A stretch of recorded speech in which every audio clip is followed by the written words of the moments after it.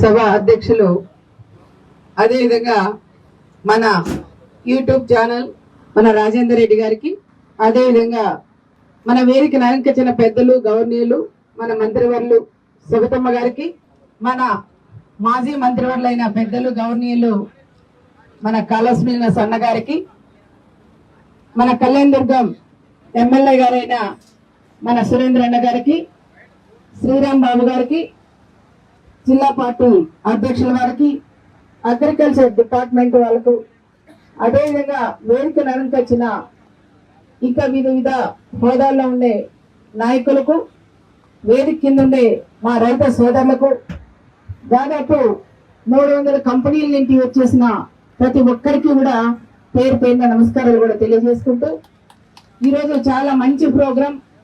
మనం అందరం కూడా ఇక్కడ ఒకే డయాస్ మీద అటెండ్ అయ్యి ఇక్కడ ఈ ప్రోగ్రాం పెట్టడం చాలా నాకు కూడా గర్వకారంగానే ఉంది. సీనానికి కూడా మేము చెప్తున్నాం అన్న, ఈ ప్లేస్ ముఖ్యంగా జాకీ కని ఇక్కడ మనం 26 ఎకరాలు మనం ఇక్కడ పెట్టాం. ఇక్కడ జాకీ వచ్చింటే ఇందే కళ కూడా ఉండింది. చాలా మంది ప్రజలంతా కూడా వచ్చి ఆడపిల్లలు ఎంతో మందికి ఉద్యోగ అవకాశాలు కూడా ఆ రోజు కలిగేటివి. కానీ అది భూమి పూజ చేసి బునాదులు వేసి మన కాంపౌండ్ వాల్స్ కూడా రెడీ అయిన తర్వాత మన ప్రభుత్వం పోయినాక మళ్ళా అది 5 సంవత్సరాలు గాలి కొట్టబోయింది గతంలో పరిపాలించిన వాళ్ళ వల్ల.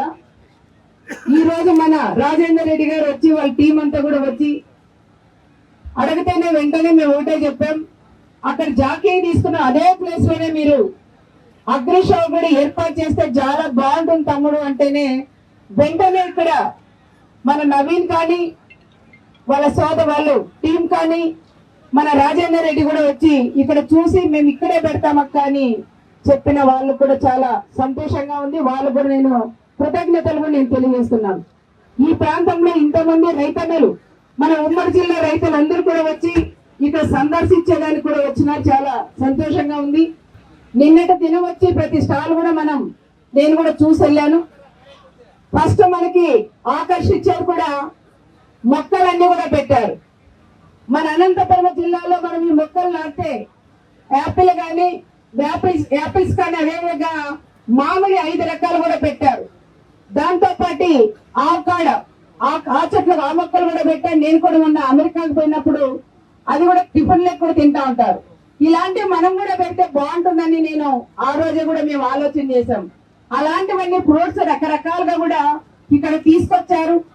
అవి కూడా ప్రతి ఒక్క రైతన్న కూడా మీరు కూడా చూసి మీరు కూడా అవగాహన తెలుసుకొని తప్పకుండా మన పొలాల్లో కూడా ఈ పంటలు మనం పెట్టి పండిస్తాము అని ప్రత్యేకంగా ఇక్కడ రైతులందరినీ కూడా నేను కోరుకుంటున్నాం. నేను కూడా కొంటున్నాం. ఆ మొక్కలు కొని నా పొలంలో కూడా నేను నాటి ఆ పండు కూడా పండిన తర్వాత ఫస్ట్ ఫ్రూట్ మా కాళ శ్రీనివాస్ అన్న గారికి కూడా నేను పంపిస్తానని కూడా నేను కూడా తెలియజేస్తున్నాం. ఎందుకంటే ఆవకాయ కానీ నేను కూడా సీతాఫలం కూడా పెట్టాం 10 ఎకరాలు. సీతాఫలంతో పొలం కూడా దాదాపు 2 లక్షలు మాత్రమే ఖర్చు వచ్చింది 10 ఎకరాలకి. కానీ 12 లక్షల రూపాయలు నేను పంట తీసాం. ఇంకా దాంతో పాటు వర్షాల వల్ల అవి ఎక్కువ మనకి ట్రాన్స్పోర్ట్ కూడా మనకు లేదు కాబట్టి ఏ విధంగా అమ్ముకోవాలనేది కూడా మనకి బెంగళూరు కూడా తీసుకపోతే దాదాపు 4 లోన్లు అక్కడే పెట్టాం. వర్షాల వల్ల అవి కూడా డ్యామేజ్ అయినాయి. లేకపోతే నేను 10 ఎకరాల్లో 2 లక్షల రూపాయలు ఖర్చు పెట్టి 20 లక్షల రూపాయలు నేను పంట తీసేదాన్ని కూడా ప్రత్యేకంగా మీకు రైతులకు చెప్తున్నాం.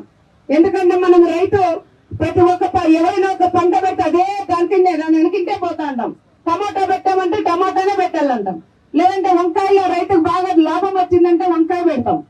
అంటే అరటి పెట్టారు. ఇప్పుడు ఈ సంవత్సరం అంతా ఎక్కువ అరటికే మనం వెళ్ళేటట్టు. నాతో పాటు ఎవరికైనా పంట పండింది రైతుకి డబ్బులు ఎక్కువ వచ్చినాయంటే ఆశ మనకి రైతులకి. నేను కూడా ఆ పంట పెడదాం, ఆ పంటలో డబ్బులు తీసుకోవాలని ప్రతి ఒక్క రైతన్నకు కూడా ఉంటుంది. నేను కూడా ఉదాహరణగా చెప్పాలా, ఢిల్లీ వెరైటీ కూడా ఒక రైతు వచ్చి ముకుందానే ఉన్నారు. ఆయన వచ్చి నేను దాదాపు 80 లక్షల రూపాయలు నేను పంట తీసేనక్క మనం పెట్టాం. కానీ పెట్టిన తర్వాత వర్షాలు రావడం వల్ల అప్పుడు మార్కెట్ కూడా డౌన్ అయ్యి ఆ రోజు లేకపోయింది.